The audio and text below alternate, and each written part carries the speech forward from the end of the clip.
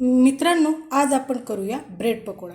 त्याकरता आपल्याला लागणार आहे आलू, मटार, कांदे, टोमॅटो, मिरची, लसूण, बारीक कोथिंबीर, जिरे आणि ब्रेड। तयार करूया ब्रेड पकोडा। वाटण करण्याकरता मिक्सरच्या भांड्यात कोथिंबीर, वटाणे,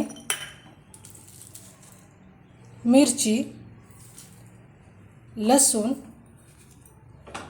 जिरं,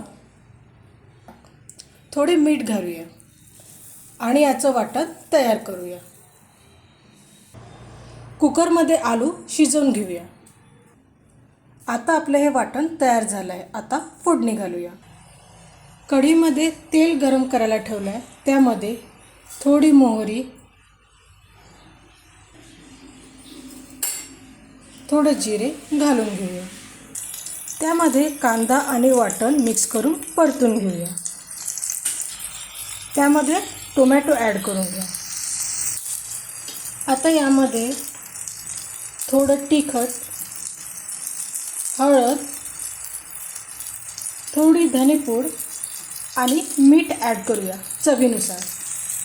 आता यामध्ये उकडलेले आलू मॅश करून टाकावे आणि मिक्स करावे। आता यामध्ये कोथिंबीर घालावी। झाले आपलं सारण तयार। आता ब्रेड पकोडा बनवण्यासाठी एका पातेल्यात बेसन पीठ घ्यावे। त्यामध्ये थोडं तांदळाचं पीठ ॲड करावे। नंतर लाल तिखट, हळद, मीठ टाकून भिजवून घ्यावे।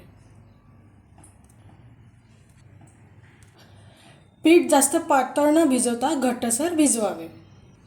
आता ब्रेडचे स्लाइस घेऊन त्यावर तयार केलेलं आपण भाजीचं सारण भरून दुसऱ्या ब्रेडने त्याला झाकून घ्यावे।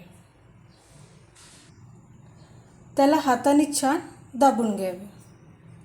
आता मधोमध याला कट करून याचे 2 पीस तयार करावे। आता तयार केलेल्या पिठामध्ये ब्रेडला सगळीकडून छान डिप करावे।